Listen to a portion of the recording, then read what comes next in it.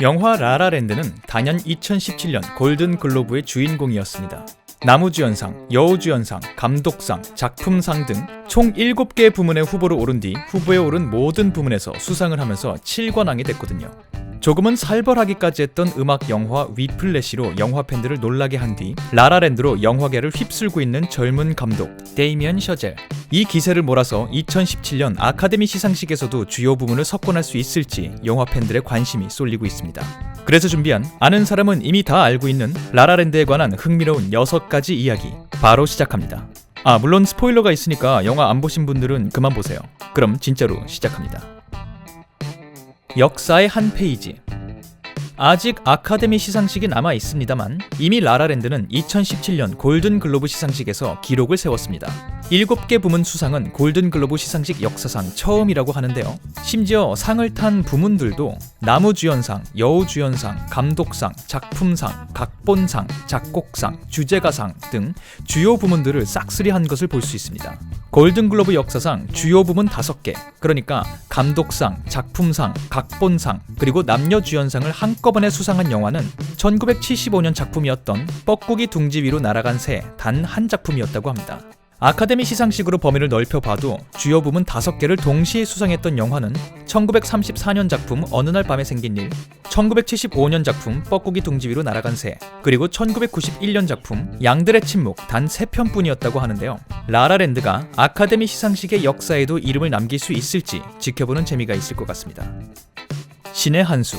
너무나도 강렬해서 시작과 함께 관객들을 무장해제시키는 라라랜드의 오프닝은 골든글로브 오프닝에서도 패러디되면서 계속 회자되고 있는데요. 언뜻 한 번에 촬영한 듯한 이 장면은 실제로는 3개의 장면을 합쳐서 완성되었다고 합니다. 잘 기억해보시면 카메라가 휙 돌아가는 장면이 정확히 2번 있는데요. 그때가 바로 앞뒤 촬영분을 붙이는 편집점이었다고 하네요. 그래도 3개의 촬영분은 보셨던 그대로 각각 한 번에 촬영된 것이 맞으며 겨우겨우 촬영 허가를 얻어서 딱 이틀, 그것도 해가 뜬 시간 동안에만 촬영해서 얻어낸 장면이라고 합니다. 한 가지 흥미로운 사실은 이 장면이 사용된 LA의 한 고속도로의 진입로가 정확하게 1994년 작품이었던 영화 스피드에 등장했던 진입로라고 합니다. 이때는 CG를 이용해서 도로 한복판이 잘려있는 장면이 나왔죠.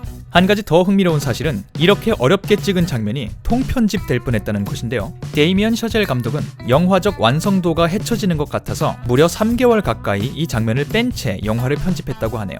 그러던 중에 나중에야 여러가지 이유로 다시 이 장면을 집어넣었다고 밝혔습니다. 그러고 보면 신의 한 수와 최악의 한 수는 정말 종이 한 장 차이죠. 카사블랑카. 미아가 일하는 커피숍을 찾아간 세바스찬. 둘은 영화 세트장을 돌아다니며 짧은 데이트를 즐기죠. 이때 미아는 자신이 일하는 커피숍 건너편에 있는 건물을 가리키면서 영화 카사블랑카에 등장하는 창문이 바로 저 창문이라고 알려주는데요. 그냥 스쳐 지나가는 고전 영화에 대한 언급이다 라고 생각하실 수 있겠지만 영화 카사블랑카에 대한 오마주는 영화 후반부에 조금 더 노골적으로 등장한다고 합니다. 바로 자신의 가게에 나타난 미아를 발견하는 크리스찬의 모습인데요. 영화 카사블랑카에도 거의 유사한 장면이 등장한다고 합니다. 과거의 인연이 자신의 가게에 나타나는 장면이죠. 하늘 아래 새 것이 없다는 게 바로 이런 말이겠죠.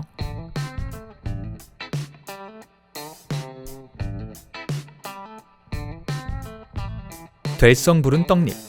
담백한 노래 실력은 물론 수개월간 연습해서 완성했다는 한밤의 댄스 장면을 통해 엠마 스톤과 라이언 고슬링은 빼어난 춤 실력을 뽐냈습니다. 거기에 라이언 고슬링은 수개월의 연습을 통해 피아노 연주 장면까지 대역 없이 완성시키면서 여러가지 뒷이야기를 만들어냈는데요. 실제 라이언 고슬링이 단기간에 피아노를 익히는 모습을 보고 영화에 같이 출연했던 가수 존 레전드는 그 재능에 질투심이 느껴질 정도였다고 하네요. 잠깐 딴 얘기를 하자면 평소에 피아노를 치면서 노래하는 존 레전드는 이 영화를 위해서 기타를 제대로 배워야 했다고 합니다. 영화 속에서 기타를 치면서 노래하는 역할을 맡았는데 기타를 치는 게 어색해 보이면 안 되기 때문에 그랬다고 하네요. 다시 라이언 고슬링의 이야기로 돌아와서 사실 라이언 고슬링의 다재다능함은 갑자기 튀어나온 게 아닙니다. 넘치는 끼 덕분에 어려서부터 업계에서 일을 하면서 이런 영상을 꽤 많이 남겼거든요. 어린 라이언 고슬링은 실제로 17,000여 명의 경쟁자를 물리치고 미키마우스 클럽이라는 유명 TV쇼에서도 2년 동안 활약을 한 적이 있는데요. 당시 함께 TV쇼에 출연했던 출연진 중에는 가수 저스틴 팀벌레이크, 브리트니 스피어스, 크리스티나 아길레라, 그리고 배우 캐리 러셀 등이 있었습니다. 네, 이런 걸 끼리끼리 논다고 하는 거겠죠. 미녀의 아웃, 야수의 인. 애초 라라랜드의 남녀 주인공은 위플래시의 마일스 텔러와 해리포터의 엠마 왓슨으로 내정되어 있었습니다만 두 명 다 개인적인 사정에 의해서 라이언 고슬링과 엠마 스톤으로 교체되었습니다. 이 중에 엠마 왓슨이 라라랜드의 출연을 포기했던 이유는 디즈니에서 야심차게 준비 중인 미녀와 야수 실사 영화 프로젝트에 합류하기 위해서였는데요. 흥미롭게도 라이언 고슬링은 라라랜드에 합류하기 위해서 미녀와 야수의 출연을 고사한 바 있다고 합니다. 라이언의 선택은 결과적으로 훌륭한 선택이 되었습니다. 이 영화의 캐스팅에 응했던 엠마 스톤의 선택도 그랬고요. 과연 또 다른 엠마의 선택은 어떤 결과를 가져올까요? 실사판 미녀와 야수는 2017년 개봉을 앞두고 있습니다. 오디션. 라라랜드에 등장하는 여러 곡들은 영화의 음악 감독을 맡은 저스틴 허위츠가 기존의 헐리우드에서 이름을 날렸던 여러 뮤지컬 영화들에서 영감을 받아 작곡했다고 합니다. 하지만 딱 한 곡, 엠마 스톤이 연기했던 미아가 오디션 장면에서 부른 노래는 저스틴 허위츠가 어떤 곡도 참고하지 않고 순수한 창작곡으로 만든 노래라고 하는데요. 이 노래는 녹음 자체도 뮤지컬 영화 레 미제라블에서 사용된 기법을 이용해서 사전 녹음 없이 현장에서 실제 노래하는 방식으로 완성했다고 합니다. 엠마 스톤이 귀에 이어폰을 꽂고 옆방에 자리 잡은 피아노 연주자와 호흡을 맞추며 노래를 한 거죠. 이런 방식을 통해서 노래를 부르는 미아의 마음이 더 생생하게 영화에 담겨질 수 있었다고 합니다. 네, 이렇게 라라랜드에 관한 6가지 흥미로운 사실을 살펴보았습니다. 부디 이 영상이 영화를 재밌게 보고 오신 분들께 또 다른 재미를 선사해드렸길 바라며, 또한 흥미롭게 보셨다면 영상의 좋아요와 천재 이승구 구독을 함께 눌러주시길 바라며, 저는 다음번 다른 영상으로 돌아오도록 하겠습니다. 감사합니다.